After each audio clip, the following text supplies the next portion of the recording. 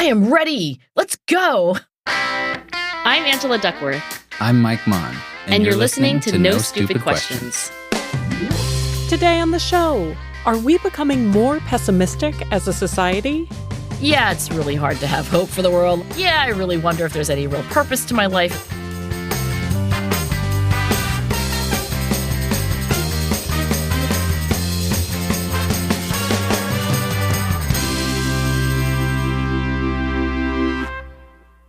Mike, I have a question for you and me from somebody who's very special to me, and that is Jason Duckworth. Oh, I love it. Hello, Jason. Fan favorite. Well, maybe he's my favorite fan. He's wondering whether we're getting more pessimistic, and not Jason and Angela. He means like, is humanity getting more pessimistic? He's probably speaking of Americans. I mean, he's just, I think, asking this question because he thinks there's a lot to be optimistic about these days. I will say that my immediate reaction to this is, one, I love that Jason is an optimist. Two, I think that there are trends toward pessimism in society at large. I have a friend in the political arena who talks all the time about conflict entrepreneurs. Conflict entrepreneurs, what are they? I mean, think about some of these more extreme news shows or news channels.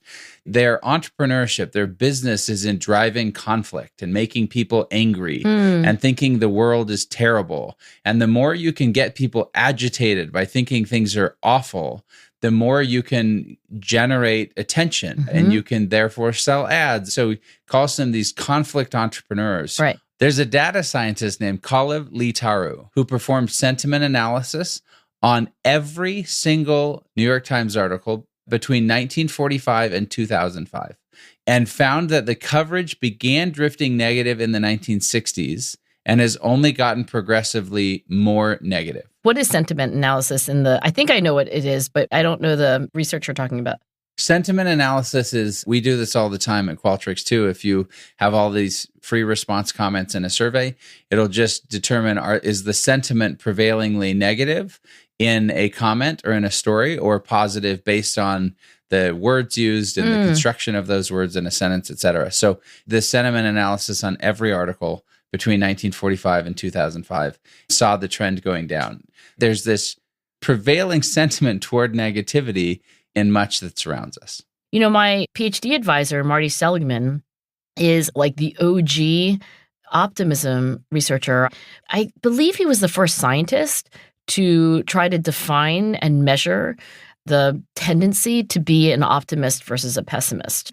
By the way, he first started thinking about pessimism and would certainly describe himself as a lifelong pessimist personally. Really? Yeah, although there's a little optimistic epilogue because I think he now thinks he's more of an optimist, but he would say that like most of his very long life has been as a pessimist. I mean, the origin story is interesting because when we say, you know, is the world becoming more pessimistic? Are we as a society becoming more pessimistic? We may not mean actually the same thing as what the OG optimism, pessimism researcher meant. So just going back to the origin story, Marty was a brilliant young psychologist. I think he got his PhD in like 3 years. He was doing the kind of research you were doing, you know, back in the day. This is now like 50 plus years ago or something.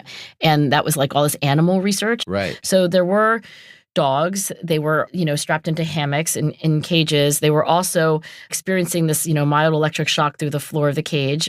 By the way, Marty, total dog lover. I've said this before, and I'll say it again. He would probably never do these experiments again. But anyway, there's a dog, and you're in this harness, and the light comes on, and you know that there's going to be a shock, but you can't control the fact that the shock is going to come. That animal becomes effectively pessimistic in a very particular way, as opposed to a dog in another cage.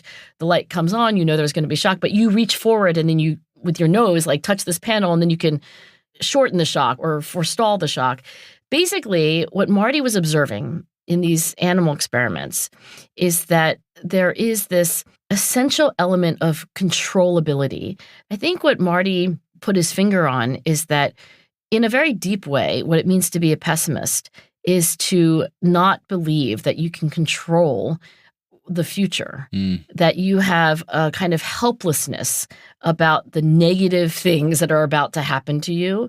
He called it learned helplessness at the time. Right. And we've talked about this topic on No Stupid Questions before, but in the context of Jason's question about whether we're becoming more pessimistic, if you use Marty's definition, what it means to be a pessimist is to not believe that you can achieve your goals in the future.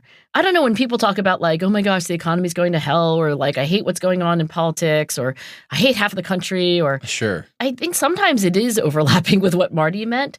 And I think sometimes it's not. It's not quite the same thing. But, what are your thoughts? I mean, I think it's a really interesting framework because I look at it in two ways. One, do I have the ability to control my own destiny to some degree? And if the circumstances are right, then I have the ability to do that, and then I can be optimistic about myself. But on the macro level, if there is some feeling of helplessness, that the country is going the wrong direction, I, as an individual, can't fix that, and so might be very pessimistic about society. That's different than my own optimism or pessimism regarding myself. Now, that bleeds into each other. If I, as a young Gen Zer, I'm obviously not a young Gen Zer, but if I think that the economy is going in a bad direction and I don't have an opportunity to ever buy a home, then there is a pessimism that may begin to bleed into the individual as well as society. Yeah, well, I think when Marty was studying this, I think he was primarily thinking about the individual when he started, but he's lately actually been wondering about the macro version of this. And I'm going to read to you from the book that he hasn't even published yet, and maybe that'll... Sneak peek. Yeah. I think I'm allowed to do this. But just to, understand in Marty's own words, like what he had originally discovered, he's talking about these early experiments that he was doing with his collaborator, another great scientist named Steve Mayer. He writes, "We concluded that the animals in the inescapable shock group learn that they have no control over shock. And when shock occurs in the next experiment, because they get another situation, they expect that they will have no control once again. This expectation undermines their trying to escape. We thought they had learned helplessness." So just to get precise about what Marty was thinking, that's about you as an individual. By the way, they later refined this theory to say that it may not be that helplessness is learned, but actually that it's the default to be helpless in the face of bad events. Really? And that only through life experience do you learn that you do have control. And what he believes happened is that in the escapable shock condition, where it's like the bad things are happening, but you have control, those dogs learned a kind of agency. Those dogs learned that they had control. So pessimism and optimism are about agency. Like the most important thing to understand about what it is to be pessimistic about the future is that sense that you are not just a victim of or a consequence of your environment. Right. So his sweeping theory now, this may be his magnum opus, like he believes that agency has increased over the course of human history. I mean, he goes back to the earliest written word that he could find across cultures, and he looks, it's a little bit like the sentiment analysis that you were describing. He looks actually not just for positive words or negative words, but he quantifies the degree to which there is agency in the language in which people describe life. And he wants to make the argument that across the sweep of human history, human beings have gone from a kind of default sense of helplessness, like think about Greek myths. In Greek myths, you just are at the complete and total mercy of the gods. Right. Like Zeus decides you're going to win the battle, you win the battle. Zeus decides you're not going to win the battle, you don't win the battle. And even to the point where when a warrior is not only winning a battle, but just brave, it's attributed to the gods. It's like, and then Athena came and in his breast made courage. So the idea of agency, Marty wants to say, is that over the sweep of human history, it has gone up. And he further wants to argue that this, he sometimes calls it a psychological superpower, agency, like this is the engine of progress. He wants to say that the reason why we have much less starvation, we have toilets, we have longer lifespans, we have much more, in general, peace and harmony and order, democracy, all of those advances, he wants to say, are actually being driven by human agency increasing over all of these millennia. If that's true, and it makes sense to me, then why do we think it is that people are getting more pessimistic potentially when we have more agency than we've ever had before? I was reading something by New York Times columnist David Brooks, and the irony is that his article is called "Chicken Littles Are Ruining America." The sky is falling. The sky is falling. That's a rather pessimistic take on pessimists. Yeah. But he writes this, and I thought it was pretty interesting. He said, whether you're on the MAGA right or the social justice left, people define their identity by how you stand against what you perceive to be the dominant structures of society. Groups on each side of the political divide are held together less by common affections than by a common sense of threat, an experience of collective oppression. Today's communal culture is based on a shared belief that society is broken, systems are rotten, the game is rigged, injustice prevails, and the elites are out to get us. We find solidarity and meaning in resisting their oppression. Together, pessimism has become a membership badge, the ultimate sign that you're on the side of good. Whatever side you're on, right? Exactly. So if this is true, that we're bound by this collective sense of oppression by the other, and yet we have more agency than we've ever had, which should lead us to be a more optimistic group of people, where's the disconnect that you see? Like, how do you explain this? It's like a paradox, right? I did read this book on agency that Marty is about to publish, and he cites this statistic. This is actually from ourworldindata.org, a site that aggregates a lot of survey data and other statistics. And Marty says that when asked, is the world getting better, that only 6% of Americans say yes.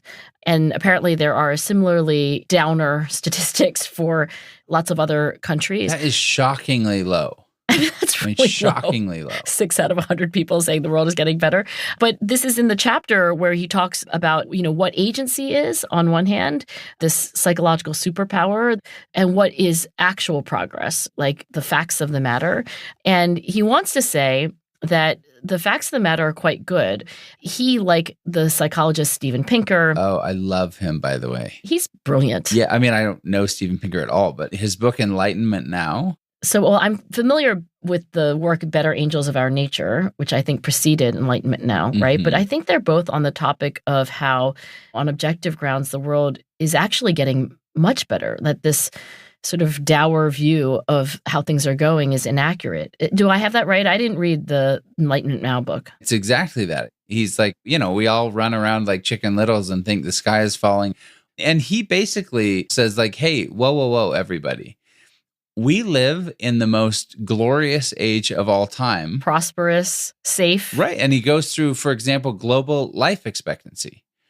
In the early 19th century, it hovered around 30 years old. Today, it's over 70 years across the world, and in some regions exceeds 80. In the 1820s, 90% of the world's population lived in extreme poverty. And today, it's less than 10%. Child mortality in 1800, about 43% of children died before their 5th birthday. By 2015, only 4%. Like he goes through all of these different things saying like, I know it seems dark. It seems like we're going to hell in a handbasket, but we're really like much closer to heaven, right? I mean, Marty has this list of statistics that are like that. I know he is very in sync with Steven Pinker. And I think this paradox, if you will, does need to be explained. Like, Marty's argument is that over the sweep of history, there he sees the upward trend, but it doesn't necessarily mean that locally, right, that in very recent times, we're on this upward swing of feeling more optimistic and more agentic. So when I do think about the more recent years, I think about Jean Twenge, and we've talked a lot about Jean's work on the show, but I think this question of like, how are we feeling right now? I think Jean takes the angle of also, how is our younger generation thinking about things right now relative to people who were also young, but at a different era. Right. So she uses data in some of her work from this survey called Monitoring the Future. And the Monitoring the Future data includes 12th graders in, 1976. And then she has, 12th graders all the way up through, at least in the figure that I'm looking at, 2021. And in particular, she notes this upward trend of pessimism on these questions like, when I think about all the terrible things that have been happening, it is hard for me to hold out much hope for the world. Or I often wonder if there is any real purpose to my life in light of the world situation. And she notes that Gen Z, so these are the young people who've grown up and are growing up, I guess, in recent years, they're much more likely to answer those questions as, yeah, it's really hard to have hope for the world. Like, yeah, I really wonder if there's any real purpose to my life in light of the world situation. And she documents, and the graph is pretty striking, right, that just around the turn of the millennium, there begins to be this pretty striking linear upward trend towards more pessimism, particularly in that generation. I don't know how to say this other than that's sad to me. And going back to Marty and his point of agency and believing that we can be agents of change, I wonder if we need to be doing a lot more to teach people that, one, the world's not nearly as bad as you think. Two, let's get some perspective. We've been through hard times in the world before. But three, like, you have the power to have an impact. Yeah, exactly. Mike, you and I would love to hear thoughts from No Stupid Questions listeners on how pessimism is affecting society. Are we getting more pessimistic? Are you getting more pessimistic? Or alternatively, do you see signs for hope in your own life or in the world at large? Record a voice memo in a quiet place with your mouth close to the phone and email us at nsq@freakonomics.com. Maybe we'll play it on a future episode of the show. Still to come on No Stupid Questions. What can preschoolers teach us about cultivating optimism? Is this a bucket? Like, yes. Great, you got that one right.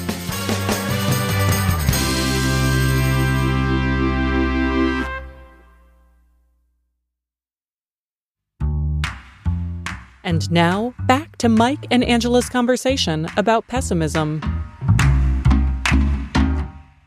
Would you, Angela Duckworth, describe yourself as an optimist or a pessimist? I know how I would describe you. I think if there's something that we've been talking about since the very first moments of our friendship is that I think you are almost obsessed with agency.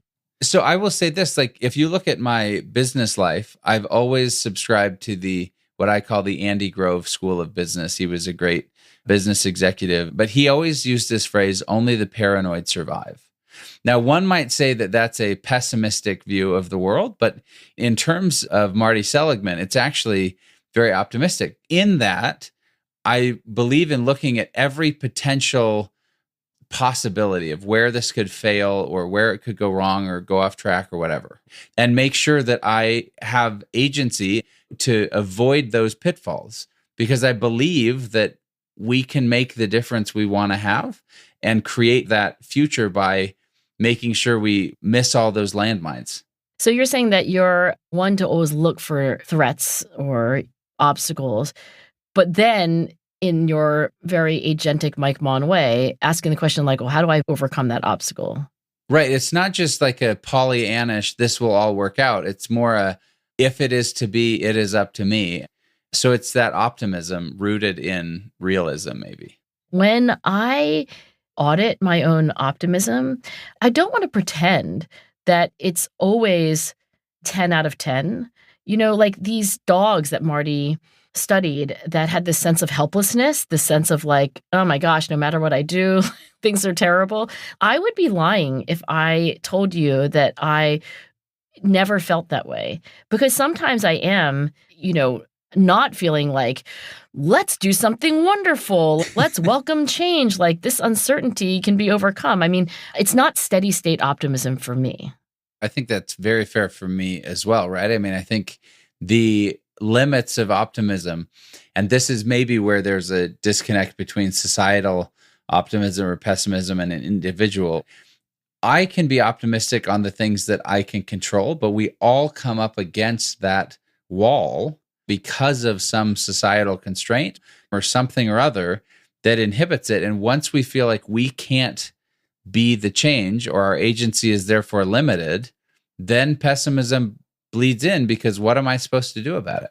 Well, there are other great scientists who have studied agency. And I think Marty, one of the people that he honors in this book is Al Bandura.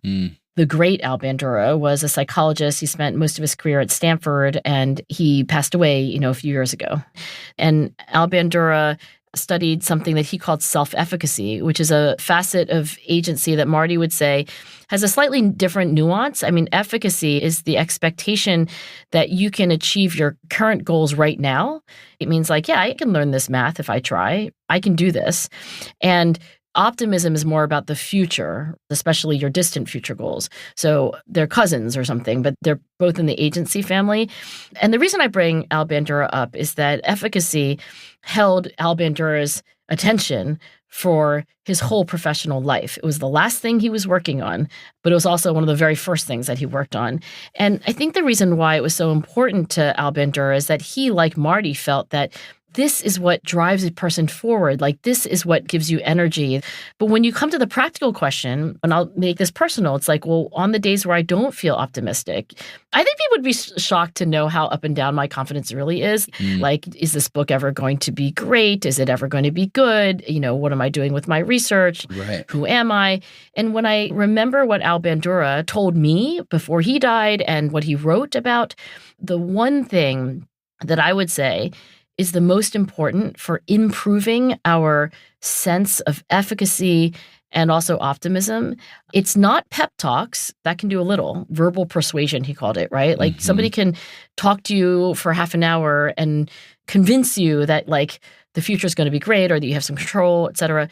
And he would say it's not even modeling. He put a lot of stock, Al Bandura did, in seeing a model of what you can do, like evidence through somebody else, like, oh, I guess it is possible because they did it. Right. More than that, he said it was mastery experiences. And that's his terminology. But in my words, it would be like small wins. So when I think about what makes me more optimistic about myself in particular, but maybe collectively, it's when there is a small win. Like, oh, look, I did that. Maybe I can do the next thing. So when I think about my own pessimism to optimism continuum, I set up these little goals that I can achieve, and I accumulate evidence for being an optimist where like there's an obstacle, there's a challenge, but I achieve it, and I think that if there's anything that I've done that is a misstep with this is to make a goal too big or to not break it down and to find enough parts. And then I get discouraged, right? Like, oh, this book is terrible. But if I set the goal of like, can I look at the foreword of this book without looking away for like my entire morning coffee, right? Like if the goal is just to sit in this chair and stare at these words while I drink my coffee, and then I do it, then it's a small win. And then I feel a little more confident. I love it. I laughed a little because I'm that person who sometimes makes a to-do list and then does something not on the to-do list, and I still then write it down only so that I can cross it off. I literally want to do that study where you have people write down the things that they know they can do, or almost that you've just done. Like, you're about to drink your coffee and then you write down drink coffee and then you check it off and you're like, I am ready. Let's go. I did something today. I have long wanted to do that study. It's like on my research bucket list. I assume you do that because you're like managing your own confidence. And I want the win. I want the feeling of progress. It's interesting you say this, though, because my natural instinct was to go say to people who are pessimistic about XYZ that are going on in the world is to present data, to show them that, hey, it's not evidence. Actually as bad as you think. For example, the majority of people, 52%, believe that the share of people in extreme poverty is rising. That's not even close to true. Yeah. And so I would think like, hey, we just need to show you that not only are you a little bit wrong, but you're massively wrong. And there's probably a place, well, not to shove in people's face that they're wrong, probably a place for additional information. But it sounds like what you're saying as well is help people know that like if they even get a small win, maybe that would do even more towards shifting the view of optimism versus pessimism on all of these different things. Mike, all this reminds me of this very old study that was done in 1968 by these two psychologists who I believe were at Yale, and their last names were Ziegler and Butterfield.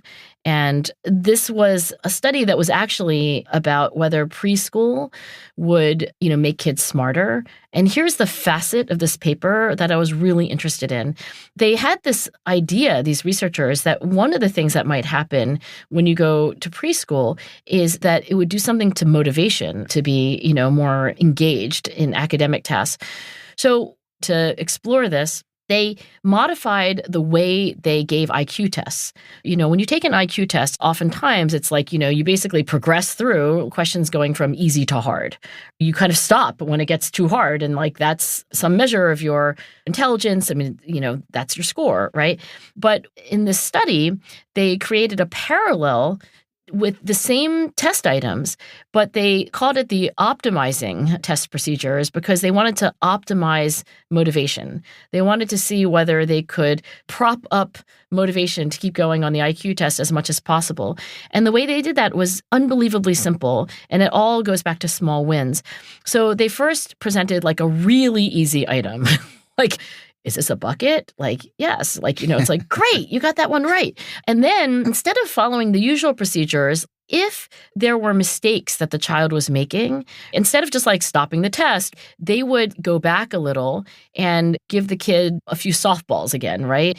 Essentially, they were trying to use the same exact IQ test materials, but by going backward on difficulty, give the kid a few more small wins. In their words, to maximize the number of successes the child had early in the testing experience. And again, you can think of those dogs in the escapable shock condition, right? Like, how do we teach agency? How do we give the small wins that will build that sense of efficacy and perhaps optimism as well? And so IQ scores, according to whether the kids took the standard procedure or the optimal procedure, the differences are striking. I mean, differences of like 10 points sometimes. And when I read this, I thought to myself, like, oh my God, how profound is this? If you have a kid who's like, I can't do this, imagine what would happen if like you secretly engineered 1, 2, 3 little victories. Yeah. That would allow that kid to break the ceiling on what they think is possible and therefore what is possible. That is actually completely transformative. I don't know. It was almost like personal to me because I feel like one of the reasons I am more of an optimist more of the time than a pessimist is that I think in my life, I've had a lot of small wins. When I started out in graduate school working with Marty said, write an article for Psych Science. I said, okay. I looked at a bunch that were in Psych Science. I was like, oh, like that? I took my data, I wrote it up. I sent it in. Within days, I got a basically like, yeah, it's pretty good. Now, like if you ask me, like, Angela, when's the last time you published in Psych Science? I'm like, I can't even count the years. Like, it's so hard to get in. I wish I could publish in Psych Science tomorrow.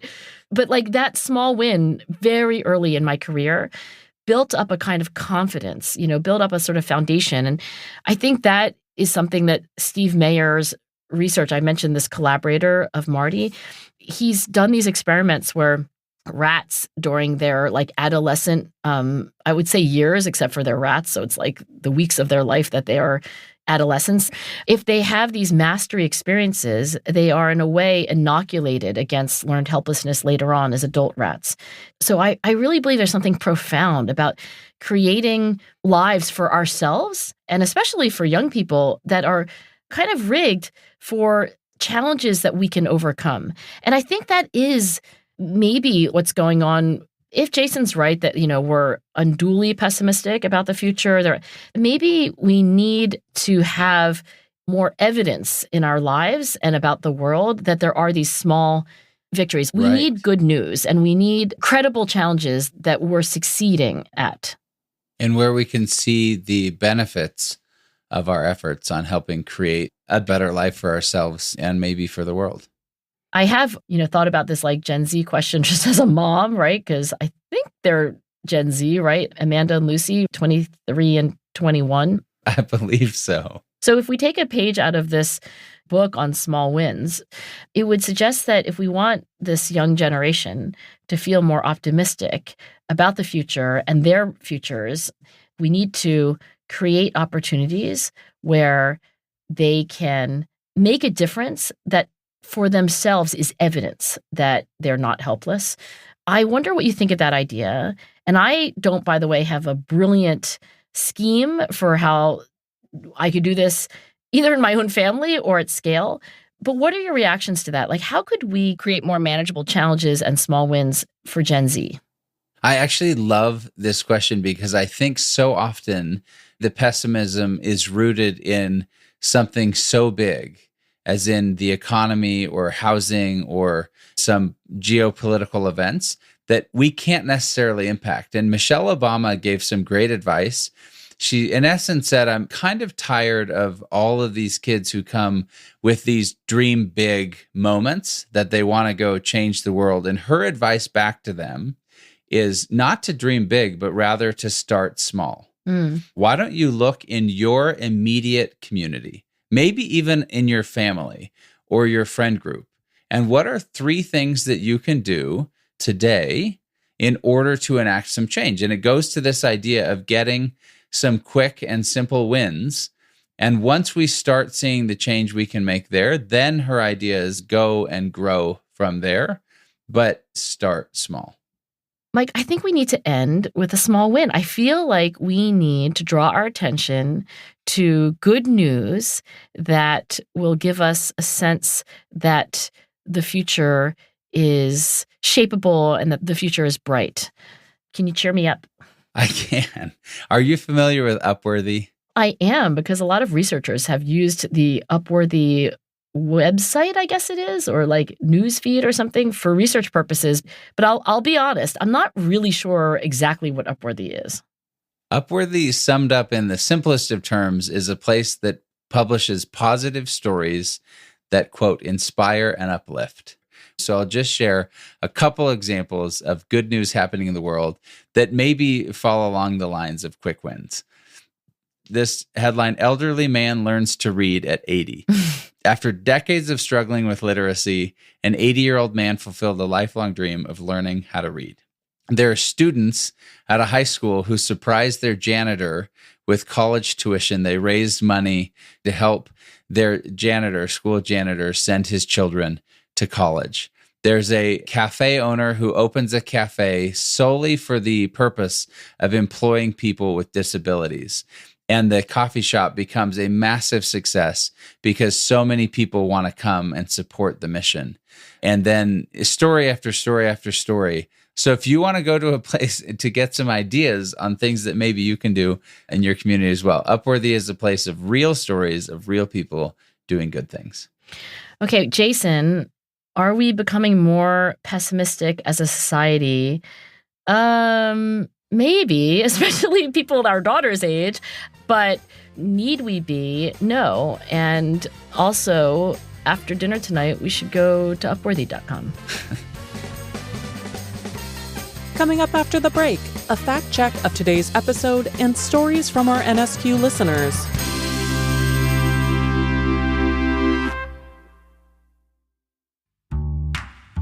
And now, here's a fact check of today's conversation.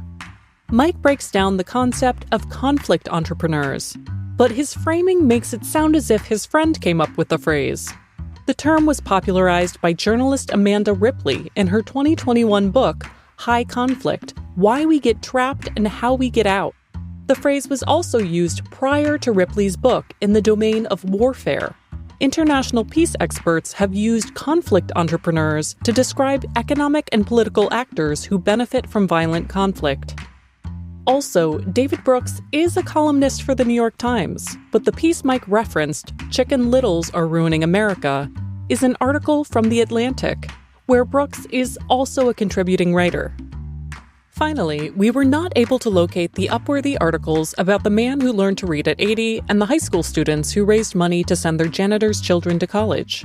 However, Upworthy has covered a number of similar stories over the years, and a local news channel in Detroit did cover the story of 84-year-old Robert Prosser, who began his journey towards literacy at 79. Prosser was following in the footsteps of many other Americans who learned to read late in life, including the famous George Dawson, the grandson of a formerly enslaved person who learned to read at 98 and co-authored a book at 101. That's it for the fact check. Before we wrap today's show, let's hear some thoughts about last week's episode on attention spans. Hi, Mike and Angela. This is Michael Davis in Cincinnati, Ohio. I am a public speaking and presentation skills coach. Your recent episode about attention spans resonated with me. I've been teaching clients for years that we don't have an attention problem. We have a getting attention and keeping attention problem. The real issue is the material and the way we deliver it. To prove this, I showed them clips of young people playing on video games. They have no problem with attention. Clips of people watching or binge watching TV shows from their couch. Again, no attention problem. So they're interested in that material. The real proof to me, though, is Hollywood. In 1993, the top 10 most popular movies were 2 hours and 1 minute long. In 2023, the top 10 movies were 2 hours and 23 minutes long. They're getting longer. So the real issue is not attention, it's the material and how we're delivering. Thanks so much. Love your podcast. Keep up the great work. Hi, Mike and Angela. A fan from Canada who loves the show. I wanted to chime in on the attention span episode, as Mike and I both write book reviews after finishing novels. I've been doing it for about 6 years now and have over 125 book reviews. This actually means I can't remember all the titles of the books I've read. By writing a review near the end, I'm sure I remember more of the book, but its true value comes from knowing I can return to the review at any point to remember, thus freeing up my attention span for new activities. Not entirely the slowdown action Mike was intending, but figured it would be worth mentioning all the same. Hi, Mike and Angela. This is MJ Hoxson from the Philippines. Yeah, I think that our attention spans have been crippled by technology. And it saddens me when you really think about it, because, oh, look, a squirrel. That was, respectively, Michael Davis, a listener who would like to remain anonymous, and MJ Hoxson. Thanks to them and to everyone who shared their stories with us. And remember, we'd love to hear your thoughts on optimism and pessimism. Send a voice memo to nsq@freakonomics.com, and you might hear your voice on the show. No Stupid Questions is part of the Freakonomics Radio Network, which also includes Freakonomics Radio, People I Mostly Admire, and The Economics of Everyday Things. All our shows are produced by Stitcher and Renbud Radio. The senior producer of the show is me, Rebecca Lee Douglas, and Lyric Bowditch is our production associate. This episode was mixed by Greg Rippin. We had research assistance from Daniel Moritz Rabson. Our theme song was composed by Luis Guerra. You can follow us on Twitter @NSQ_show. And you can watch video clips of Mike and Angela at the Freakonomics Radio Network's YouTube Shorts channel, or on Freakonomics Radio's TikTok page. To learn more or to read episode transcripts, visit freakonomics.com/NSQ. Thanks for listening.